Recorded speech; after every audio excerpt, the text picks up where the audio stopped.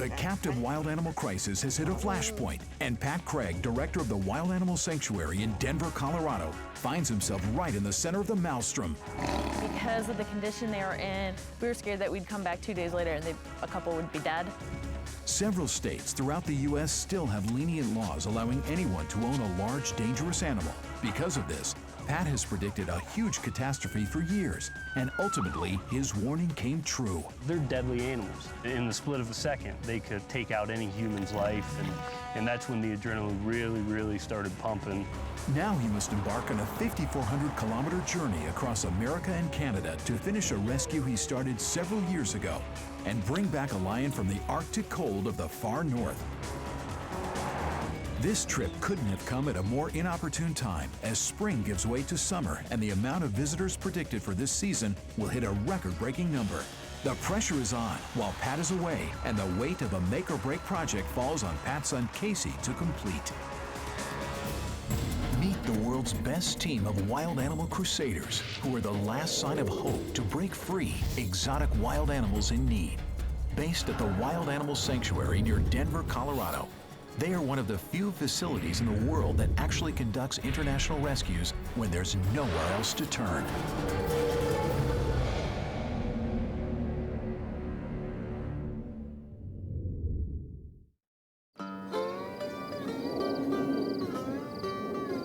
Dawn breaks on the Wild Animal Sanctuary just north of Denver, Colorado. Pat Craig began helping captive large carnivores at this unique facility over 30 years ago. Come on, dogs! The sanctuary has continued to grow to its current size of 720 acres and over 300 large carnivores. Most like these lion cubs were rescued from the illegal captive wild animal trade. For Kane and Dion, their lives will radically transform as they learn to roam the plains of Colorado in a pride of lions. But for now, it's breakfast time. It's getting there, guys. Yeah, almost done. Pat's human family has also grown through the years, and he now runs the sanctuary with his son Casey, volunteer turned full-time employee Shiloh Howlett, BECCA MICELI, a vet tech with some of the most varied experience in her field, and Pat's new wife Monica, who rounds out the core crew at the sanctuary. Joining them are over 90 volunteers that are an important component to keeping this large facility running. The demands of this career have created several relationships at the sanctuary, and last year Casey and Shiloh welcomed the newest Craig into the world of large carnivore rescue with the birth of their daughter Trinity. Now life at the sanctuary is truly a family affair. Throughout America, there are several states that have lenient laws regarding the ownership of large, dangerous wildlife. Many of the animals Pat cares for at his facility have come from just a few states in particular. Most all the bears in this habitat behind me all came out of Ohio. We did a rescue where a guy had bears that he was training to wrestle in county fairs and breeding and selling those animals as well. The facility was, horrendous. He had this metal building that inside he kept these bears in these individual stalls, and it's one of those things that'd be like, solitary confinement for the worst of the worst. The guy died, and so all of his relatives didn't want to come in and take over this roadside zoo, so there were 7 bears in there that we had to go get as well. But these are the people that are actually the core of the problem. They're the ones that were actually breeding and selling and showing and doing whatever they could to just make money from them. So when you go to those places, they tend to be the worst of the worst. Nothing in there is designed for the comfort of the animals. It's all for what's going to be the cheapest way to house an animal, what's going to be the best way to hide these things, because a lot of times that's what they're trying to do, so that nobody can see how bad the conditions are. After the owner died and most of the animals were rescued, several wolf hybrids were caught in limbo with no clear future. Many people stepped forward to try and help, and eventually Kristen Mandrot took them in. We had to quickly organize a rescue effort because of the condition they were in. We were scared that we'd come back 2 days later and a couple would be dead. Once back at Kristen's kennel, the wolf hybrids began to regain their health. But this arrangement was temporary, and Kristen realized that she needed to find a better home. Now, Kristen must get all of the necessary paperwork together before Pat can commit to the rescue. Because the sanctuary has grown to 720 acres, Pat needed to come up with a way for visitors to be able to see all of the animals. This need turned into one of the largest construction projects the crew had ever attempted, a mile-long sky bridge. This walkway is very important for the sanctuary as far as the overall growth of the sanctuary, to get the public out and educate them about what we do and see actually right over a habitat to see what these animals get to have really sinks it into people's mind that we're not only saving their life, but we're also giving them a great quality of life. Always under the gun, Casey tries to get some work done on the bridge. But with so much mud, all he seems to be doing is tearing up the habitat. Mother Nature has its own schedule and it doesn't match ours. The bridge will have to wait for now, and Casey heads off to help BECCA with a recovering leopard. A couple of days ago, he had exhibited some kind of congestion, and because he is an older leopard, Pat was concerned that he needed to be a little bit more isolated so that we could keep a good eye on him. So he's been doing great the last couple of days. He's been taking his meds well, and I think he's ready to go back and see his leopard buddies. Now that the aging leopard is recovering, Pat decides it's time to place him back with his fellow cats. The health of each animal at the sanctuary is always on Pat's mind, and seeing lightning on the road to recovery fills Pat with a sense of relief. But he's anxious to get the wolves' papers in order so that he can get them back to the sanctuary before the mayhem of summer hits. Good boy. Lightning will remain under close supervision to make sure he continues to improve. But with so many deadlines hanging in the balance, the team quickly gets back to work because no one can predict what is lurking around the corner.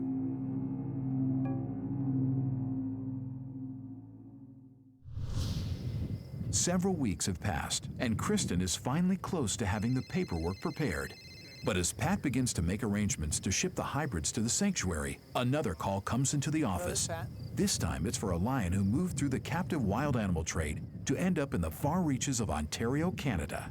All right, I'll wait to get your email. Thanks. This lion was sold at an exotic pet auction in British Columbia. The people who had been operating Aspen Valley received a phone call, and even though their focus really is rehabilitation of native wildlife, they agreed to take it in because there is no other place in Canada. I've lived in the area here for 20 years, so I've been quite familiar with the facility and have seen her grow over the years from when she was a small cub.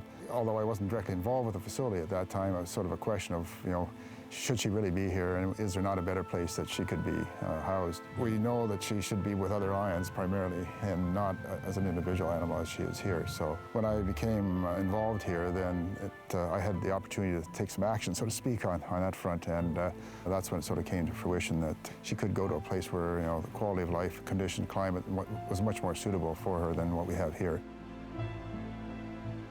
She has been quite an attraction here over the last few years, and there are going to be some people that will be upset to see her go.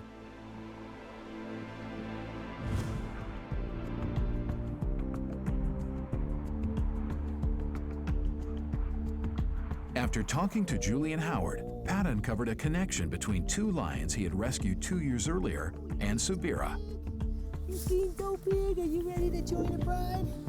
Kane and Dion are a couple of male lions that we rescued when they were just a few months old, and they were in Canada. And basically, they had been confiscated from some guy that had sold the cubs to somebody up there in Canada as pets. We had heard about this guy for years, that we knew that he'd been selling things, and about a year later, we run into Subira, and it turns out that she had been confiscated from the same situation by the same guy 12 years earlier. So yeah, it's pretty amazing that they're related, and they could be even out of the same parents.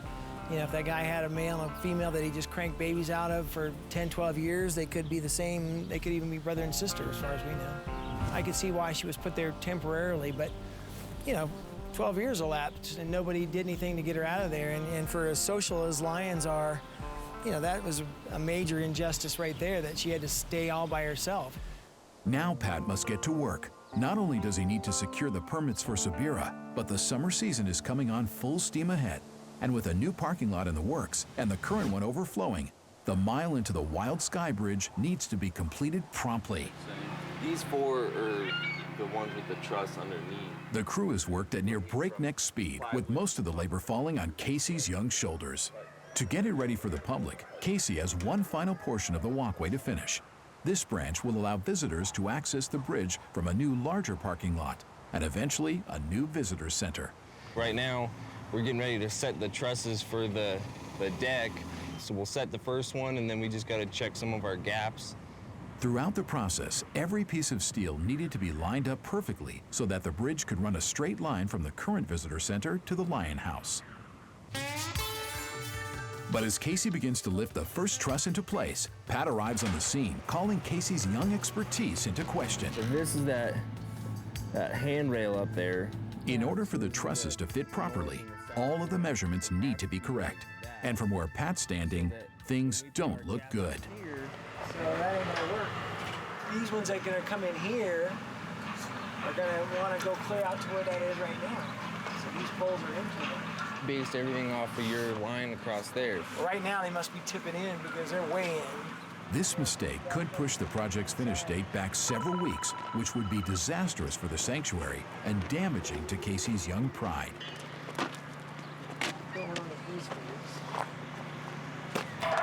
It's sitting on that post, and all we do is bring it to this post and touch it here and put that angle iron underneath. So why not just let this free float till you get out here? Okay. After working out a solution, Pat departs, leaving Casey with the burden of finishing the project. If the Canadian government is able to fast-track a CITES permit, which allows wild animals to cross international borders, Pat will be departing soon. Now he must make sure everything is in order so that when the permit comes through, he can hit the road in a moment's notice.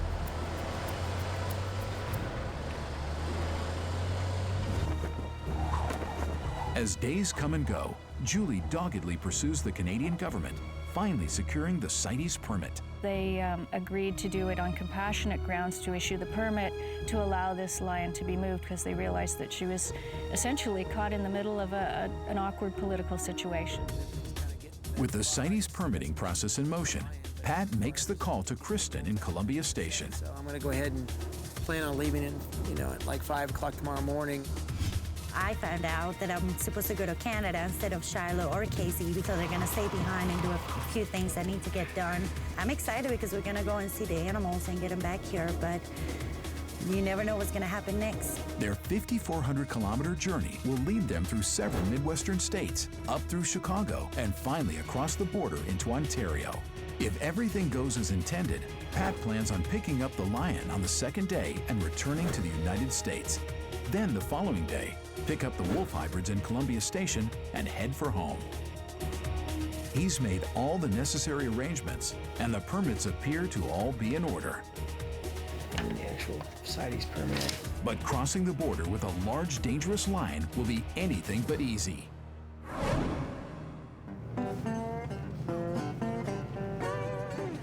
Well, it's dark 30. We're heading off to Ontario, Canada first to rescue an African lion. It's a female African lion that was abandoned up there. And so Monica and Butchie and Marcel and I are heading off to drive all the way up to Canada, and then we have to move on after that to pick up a couple of wolves in Ohio. So this one's gonna be 3,400 miles round trip and 50 to 60 hours of straight driving. And this is a normal rescue for us to be jumping in the truck and before it even gets light and starting out, driving down the road and going anywhere in the United States to pick up animals, as well as Canada, Mexico, and other countries. Pat and Monica settle in for the long journey ahead, but their course will be less than smooth, leading them through horrifying memories of past rescues. 4 years ago, Pat was making this same journey, but this time he was heading to the Copley Township, an hour south of Columbia Station, where he will pick up the hybrids. There actually were a group of folks living in this neighborhood that became very concerned with what was going on here.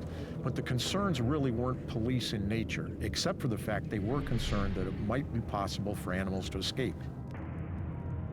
As you pass through the gate, there are some structures. You can see some kind of ramshackle-looking buildings there. At one time, there were large cats in some of these buildings to the front, and then immediately behind there was a bear compound where there were several bears in an enclosure. This whole operation, when it was up and running, was very crowded. At one time, there were probably upwards of 70 exotic animals here. The Summit County Common Pleas Court did order the removal of animals down here, at which time there were several folks that were brought in by USDA to help take animals off this property.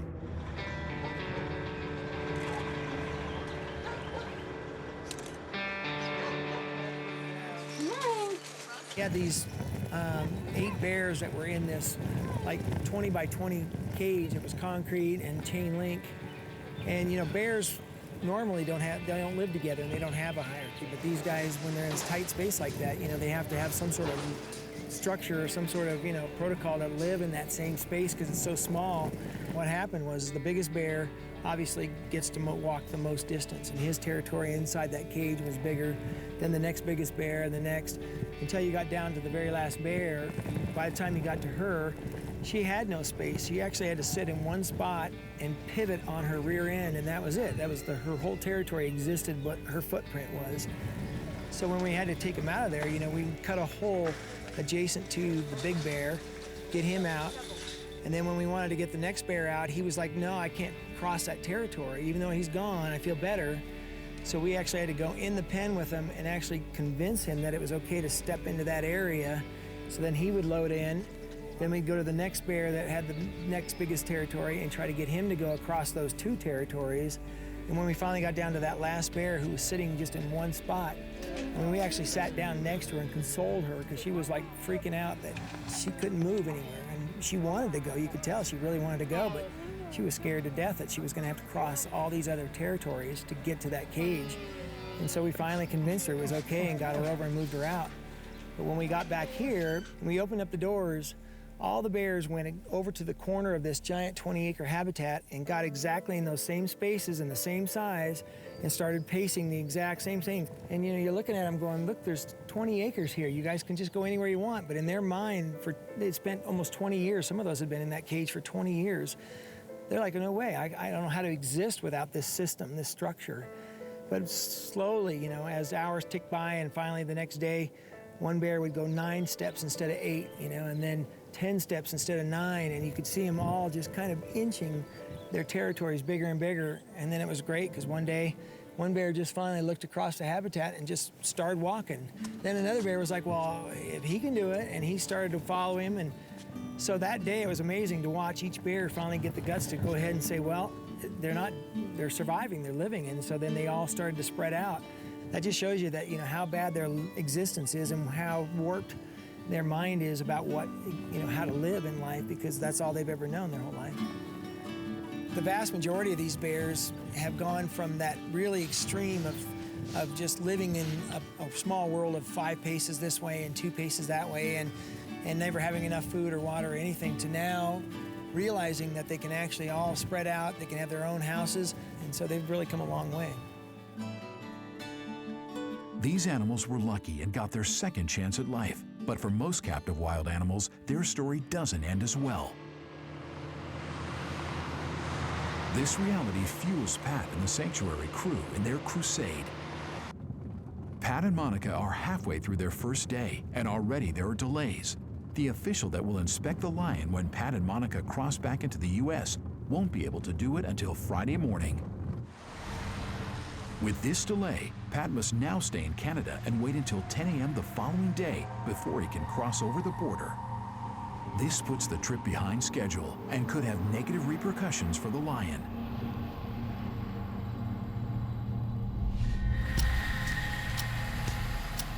Pat and Monica rise before the sun, trying to get a good start to the day.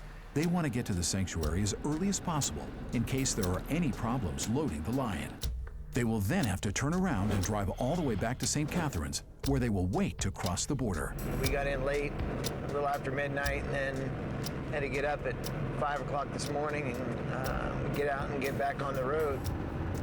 I've been a little bit sick for the past 2 weeks, so I'm running on empty this morning. We've got about another 8 hours worth of driving to get up there, and then hopefully be able to get her loaded and back on the road within a 1 to 2 hour window there. As the sun comes up, Monica notices a problem. Why don't you put in Flint, Michigan, because that's what the sign said. I turned on and see what it tells you to do. He's showing me where we have to go back. That's what I'm asking. Yes, we have to go back. Why? How the did we end up on the wrong one? I don't know. Stupid.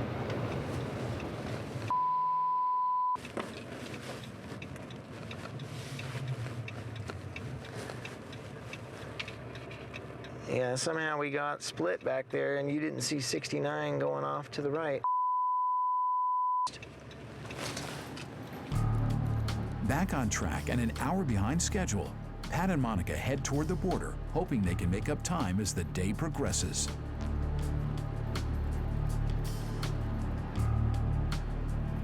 Taking nothing to chance, Pat triple checks on the CITES permit and finds a problem. Yeah, it's critical. That's kind of why I was pushing it a couple days ago, so I don't know why they didn't take the form that was sent. Okay, I appreciate it. So thanks. Yeah, they sent it in yesterday, but it was the wrong form.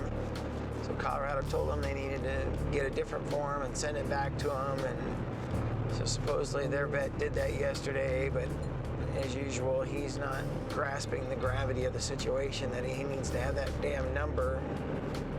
It should have had it in place before I get to the border. If they don't fix this issue, they will be unable to cross back into the United States with the Lion. This news could jeopardize the entire mission.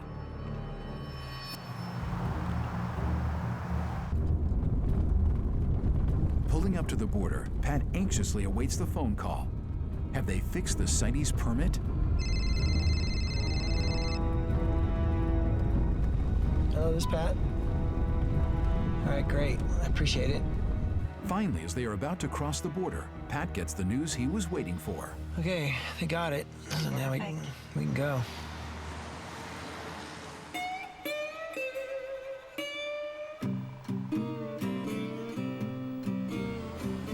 Pat and Monica arrive in Rosso, eager to meet the newest addition to the extended sanctuary family. There it is.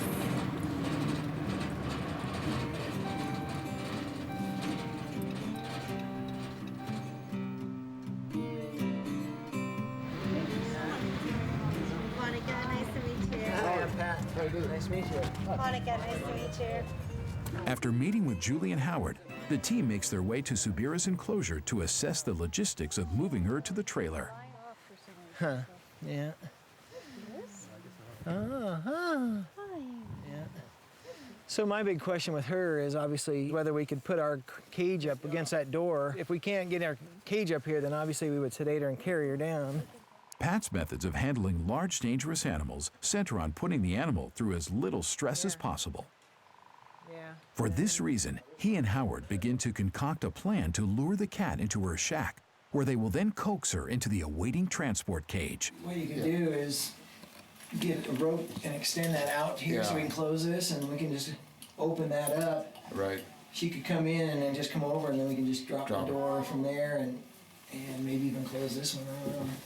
But if she came in here and she was calm, then I'd be like, hey, you know what? We can put the cage right up there, secure it, and then let her walk to the light and close it, you know? Just not sedating her would be the best option.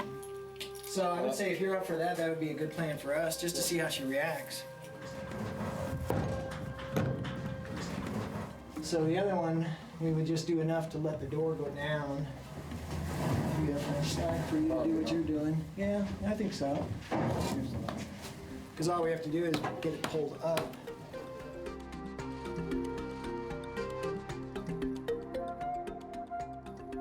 Okay, that's open. And I'll come help you, Howard, in a sec here. What are you doing? Yeah, it's coming. The trap is set, but it will take more than friendly words and the scent of meat to get this crafty feline to bite. Yeah, good. Ooh. Yeah, come on. Go get it. Go get it. It's not. Walking around there. Something different. Ooh. See what's in there? Look at that. See that? Good? Yeah. Yeah. You guys back off. That's mine. If they want to succeed with this plan of attack, they are going to have to build a better mousetrap. Score, Subira 1, Pat 0. Where is she at right now? She's out there? She's laying down over here, and you know what I can do? I can take her, walk her over to We can the... take her way up the far end of the Yeah, because I pen. can just reach around there with a broomstick and you can stick the rope on it and I'll pull it back Okay. around. Pat's next plan adds an element of danger. Using a pen that Subira is used to entering, Pat begins to set up a rope system to pull the outside door closed once she is safely inside. Hey, just watch her and just say if she comes this way. But to set up this trap, Pat needs to open the door to Subira's cage. If she loses interest in her handler, she could come after Pat, so he must remain vigilant. And then I'll pull it so you hang on to the lower rope.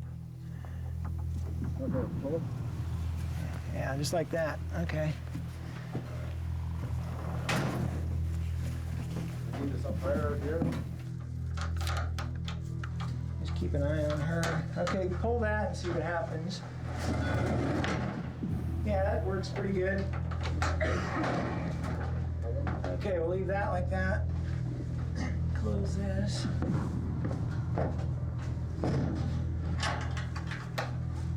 Well, the other door, she could see that one wire door was open, and that's the first clue to her that, okay, something's up. So right now, we just want to see if she'll come in this way, and then we'll close this door. Now the only question is, will this plan actually outsmart this lion? Come on.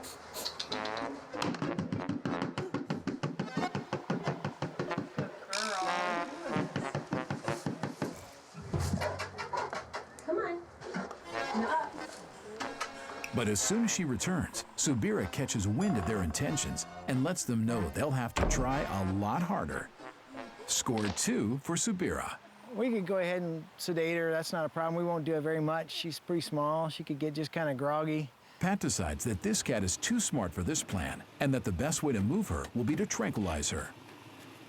With the long drive still ahead of him tonight, Pat wants to get this wrapped up quickly. Driving a long trailer with a lion inside through Toronto rush hour traffic is definitely not an ideal scenario. She knows something's up. So right now, rather than get her upset or work her, all I'll do is just walk over, pop her. It'll take probably 8 minutes, 10 minutes. She'll be down. We'll get her microchipped while she's down, check her real quick, and then load her in the truck and take her down to the cage and get her in there, and then we'll reverse her so she can wake back up. And we'll just kind of let her recover for a little bit and be ready to go from there. Taking aim, Pat has to make sure he hits his mark. A miscalculation could put the dart into bone, rendering the drugs useless, putting unnecessary stress onto the animal. Okay, sweetie, you're done. Good. I'll just give that a few minutes. Once it is safe, the crew moves in to implant her with a microchip and assess her overall condition. They're nice and sharp, not too long, and she's got really clean teeth. She's doing good. I'll take these two. With all hands on deck, Pat and the team move her to the truck and get her ready for the long journey to her new home.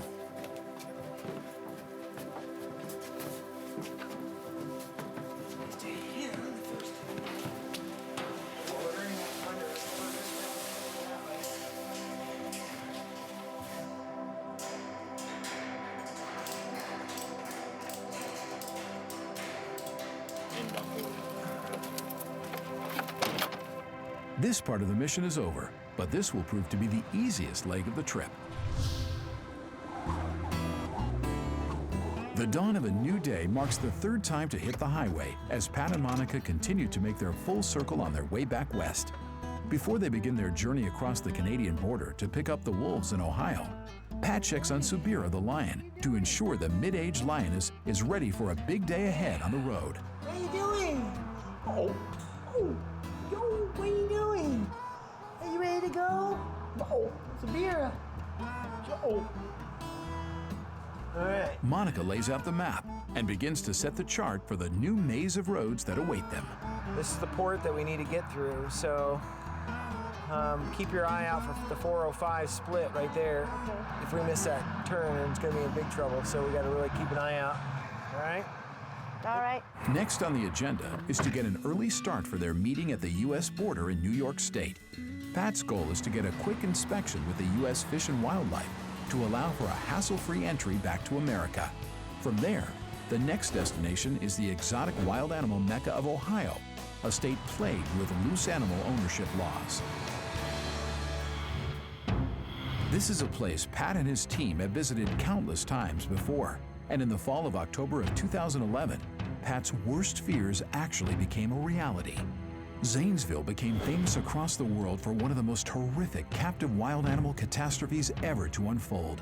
Over 50 exotic wild animals were being kept at Terry Thompson's dilapidated sanctuary until he purposely released them into the open, then took his own life as they wandered freely outside the nearby town.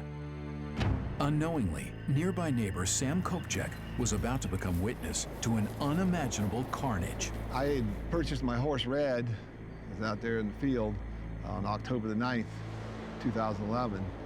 And little did I know, 9 days later, we would go through what we had to go through. And all of a sudden, he takes off up through the field, and he wasn't running from me. So I walked up, and I didn't see anything from this angle because when I was walking up the hill, I couldn't see the horizon. I knew the horses were up there, but I knew something was going on. But as I got closer, I could see a dark figure.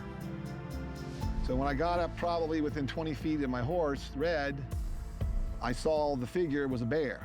So I got concerned, and I immediately said, well, a bear evidently got out somehow from the Thompsons. And I looked around, I didn't see anything else. And then I just felt a funny feeling over me. I said, well, something's watching me or something's going on here. And I said, well, probably something else is out here.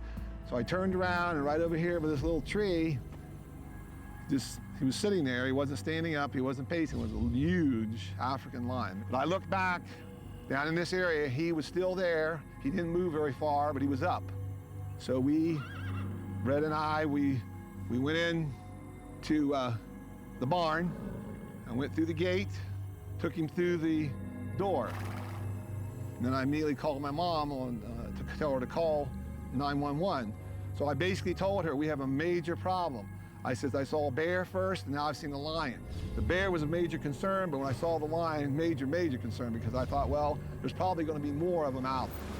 Deputy Jonathan Mary of the Zanesville Sheriff's Department was the first to respond to combat an unlikely foe, an unknown number of wild animals on the loose that have escaped their confined borders for the first time ever. I saw a large gray wolf running down the middle of the road. That time I notified dispatch on the radio of what was going on, followed the wolf in my cruiser.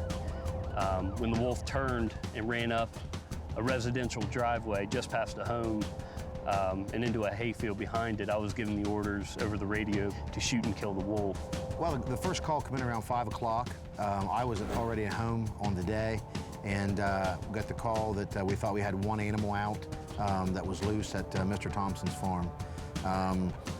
Went out there, and on the way, our officers started arriving at the scene, and obviously from the radio traffic, we discovered that we had more than one animal, and we had a pretty severe problem at that point. Of the 50-plus animals that resided on the Thompson property, nobody knew what to expect and how many were on the prowl. The sheriff of this rural county did not hesitate to gamble with chance, so he put out the order of shoot to kill to ensure public safety. So I went around, looked at all the doors, make sure things hooked up, and then I stood right here at this door. This is the tack room facing the north, and it took about 12 minutes. The first deputy arrived, and then immediately I saw a female lioness, African lion, come down over, and she was hyper, really excited. And then I saw a wolf go by, and then I saw Mr. Nasty, the tiger. He was right up in here. And at the time, I was the only one on scene that had a rifle. So dispatch informed me that they had what they believed to be a lion cornered back up at the entrance of the Thompson driveway. I drove back up there. I could see deputies, members of the Ohio State Highway Patrol running around. Just, chaos is the only way to really describe it at that time. I attempted to get my rifle off of the passenger seat where I placed it. It got snagged on a computer stands that we have for our laptop computers. I got out of my car without getting my rifle, took a few steps, and that's when black bear came charging right at me. Fortunately, I was able to draw my pistol. I fired one time and killed the black bear. I would estimate the black bear fell approximately 7 feet in front of me. The black bear could have ran either way around me. However, it was locked on me, running directly at me. I heard a shot, and I knew it was a revolver shot. Later, I found out it was Deputy Mary shooting a huge bear, must have been the second bear that I saw, with his revolver. And so then I started hearing shooting, and it was boom, ba boom, boom, ba boom, boom, ba boom, boom, ba boom. But it's just like a fireworks display. During the hunt, a large perimeter in the area was marked off alongside Interstate I-70 to make sure every animal was accounted for as they lay dead strewn across the rolling hillsides. Sheriff Lutz arrived on scene. I was then assigned to the berm of Interstate 70 because the Thompson farm was in such close proximity to Interstate 70. We wanted to prevent any animals from getting on the interstate and possibly doing physical harm to people. In the split of a second, they could take out any human's life, and that's when the adrenaline really, really started pumping, knowing what we were dealing with. In a state with minimal laws to acquire and hold captive wildlife, it's no surprise Pat Craig predicted an incident like this could someday come true. When Mr. Thompson started this farm, he had started it with some rescue animals that he had received from different parts of the state and outside the Ohio in the United States. And so, we'd been out there numerous times. We'd had several state agencies out there to try to deal with these animals, and there was never anything, any regulations with any teeth in it that allowed us to take any kind of action. So we knew of this issue. The good thing is the animals were there for a long time and that we never had any major issues as far as anything getting loose, and it took Mr. Thompson letting these animals loose to get to this situation. It was an unfortunate thing that we were forced into doing, but on the positive side, no humans were injured and the community was safe. It's just unfortunate that these animals had to lose their lives.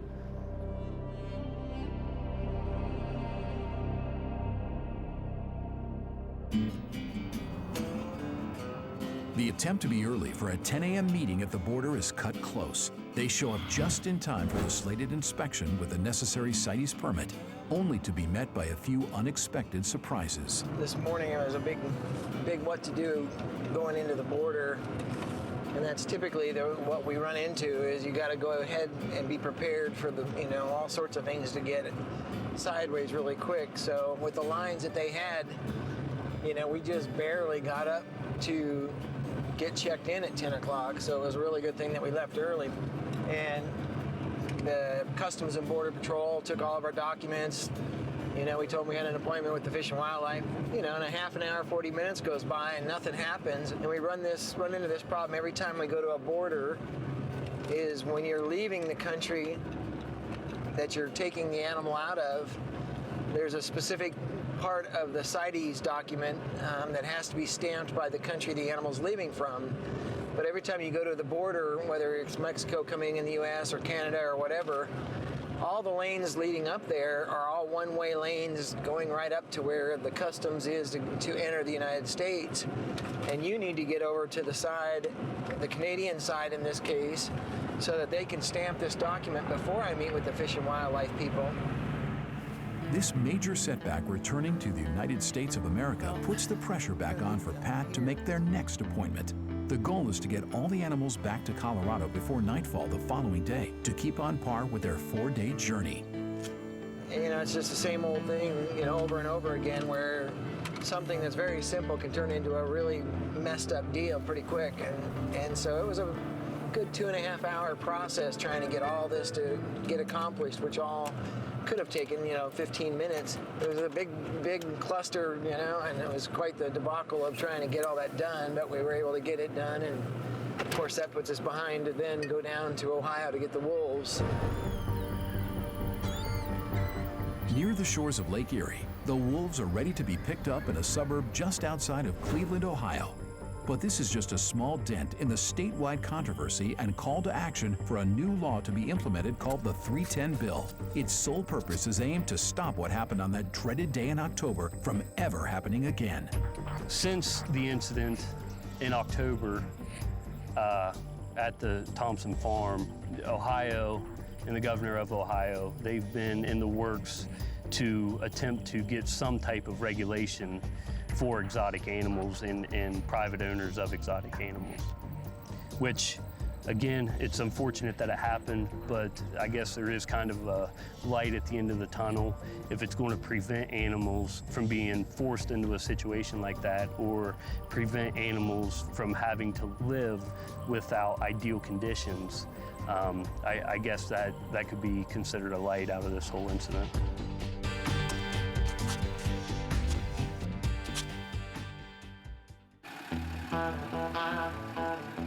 In the late afternoon, Pat and Monica arrived near the outskirts of Cleveland, Ohio, after pushing non-stop to make up lost time on the road to meet their next appointment. Hi, how you guys doing? I'm Kristen. Hi, nice to meet you. I'm Pat. It's Monica. Nice to Bridget. Hi, Bridget. I'm Pat. Nice to meet you. Nice to meet you. Yeah. So you got them in the back there? Yeah. You can take a look at that. That'd be great. Okay. 2 leftover wolves from the Sam Mazzello property are ready to be taken away. Pat makes a special consideration to take these animals who narrowly escaped the horrors of their past. Kristen, who runs a dog kennel and husky rescue nonprofit in Columbia Station, Ohio, took in the hybrid wolves temporarily until Pat could arrive to take them away. Big bolt. She makes a run for it, we won't catch her. Yeah, exactly.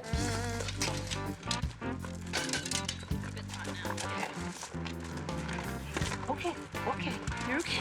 It's okay, baby. We're gonna have to make a big step. You got it. So I'm gonna close this temporarily while we go get him, and then I'll open it just in case she's smart enough to get that latch. Their meeting is brief, and Fidget and Aztec are quickly moved into the trailer so they can continue to push down the road to get back to Colorado as quickly as possible. Just lift that lever up and pull it out toward you. Just make sure no one got loose. Okay, here we go. Ready? As the wolves go into their temporary transport cage, they are met by a large feline passenger who will ride the final leg to their new home in Colorado. Now you got somebody to go with you. Before they depart, Subira the lioness knocks over her water dish, and Pat must get creative to remedy the problem. I got it. I had it.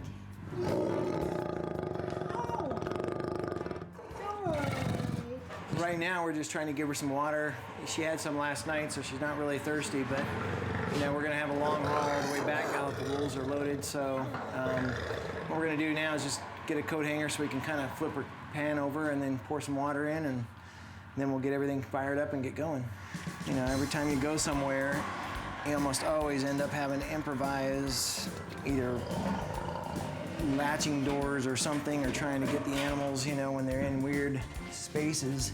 The health certification papers for the wolves are in order. And finally, Pat, Monica, and all the animals can make their final push down the highway.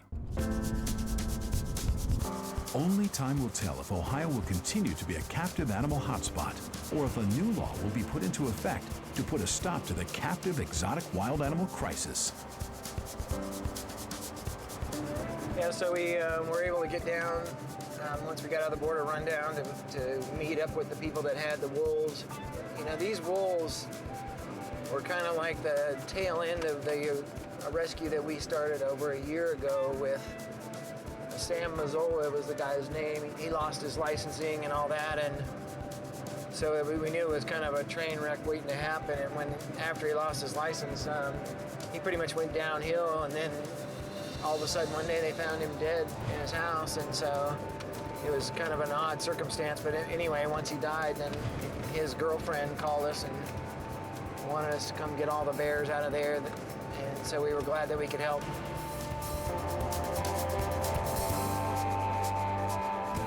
After a day full of delays, the rescue team is able to make a straight shot west to make up for lost time. Though bad weather is now threatening the road ahead. Luckily, we had great weather for both picking up the lion and the wolves, and not, an hour later as we're starting to drive west. Now we're heading into the evening and we're just starting, a 25-hour trip back. So we've got a lot of hours of driving.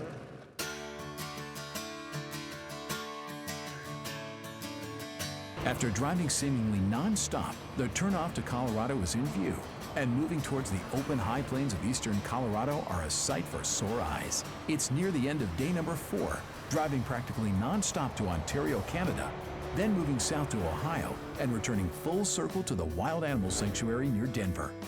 It's a perfect clear day upon their return just before dusk, and Pat's core crew is awaiting their arrival to meet and release the newly acquired lion and wolves.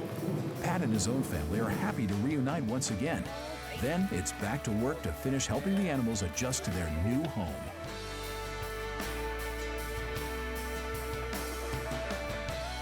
Well, what we'll do is bring her down and just stop down here and kind of let her look and get her set down. You just grab on and pull. Come on.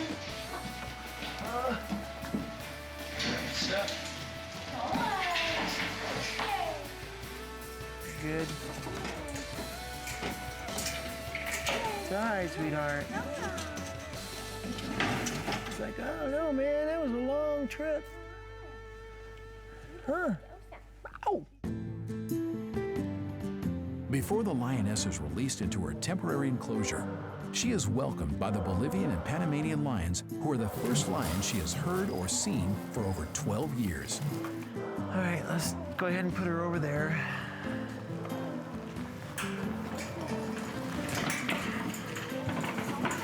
Push that end up against the wood right there. That's good. It's all right, sweetheart. It's all new sights, so even without the sounds, it's something that they have to really be concerned about. So she was just being cautious, and of course, then when the lions start making noise, it's like, holy cow, there's lions here too. And she hasn't heard another lion since she was probably a year old, or even maybe not even then. Good girl. Good girl. Yeah. Oh, come on. Come on. Oh. Good girl. They're really intelligent, so it was just a matter of giving her a minute to feel comfortable enough to walk in there. So, she did everything we expected her to, and she seems pretty good. She's just looking around. Seems a little stiff, after riding around for 2,500 miles maybe. I'd be stiff too. In fact, I'm stiff, and I just had a nicer seat to sit in than she did.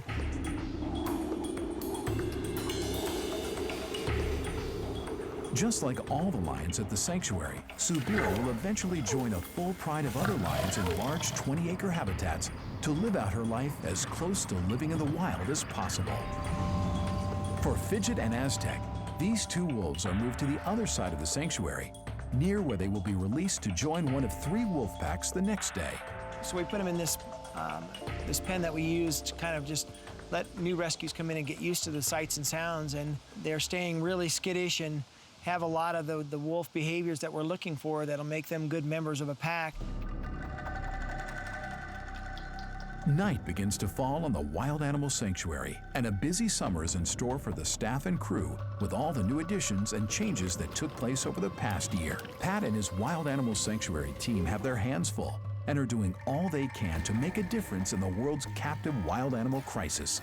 In the state of Ohio, where there has been a reoccurring problem, Bill 310 is working its way through the Senate, but until it becomes law, people can still purchase wild animals. Meanwhile, back in Ohio, the remaining 5 animals from Terry Thompson's animal preserve that did not get caught in the crossfire have been returned by the Columbus Zoo back to his widow, who has them back at the property where it all started. It has been a long but fulfilling 31-year road for Pat to establish the Wild Animal Sanctuary to assist in the cause to help defeat the captive exotic wild animal crisis. While on this latest rescue trip, Pat's son Casey put the finishing touches on the Mile into the Wild walkway. a project that opens up the sprawling animal habitats to give the public a unique view into the sanctuary grounds. You know, I always knew that there's just tens of thousands of these animals that need help, so I always knew the sanctuary would grow exponentially animal-wise. But when people actually come here and see the animals, and they see the pride of lions, they think, wow, that's beautiful, that's great, and then they start to read the stories and realize that, you know, every one of these animals came from horrific, you know, very abnormal situations. You know, these things have gone from probably the worst situation you can imagine to the best, and this viewing system's the only way they're going to be able to see that, and that helps them become more passionate. Now, the sanctuary is able to provide the proper setting to allow the public to visit and to learn about the importance of their rescue work and rehabilitation programs that are unlike anywhere else in the world. For us, you know, we realized that this was it's kind of like a virus or a disease that was going to spread to other countries. Now it's kind of like, wow, we really should help these countries get a, you know, head start on stopping this kind of problem. For Pat and his own growing family, a legacy has been established for his son Casey to continue on, and perhaps his own daughter, and Pat and Monica's soon-to-be newborn child. The great thing is that, you know, whatever I have done in the past and whatever I'll do in the future, there's this whole nother generation that's coming up behind me, so I can't imagine that we won't have, you know, another couple of generations here, you know, following in our footsteps, doing exactly, you know, what I started 32 years ago.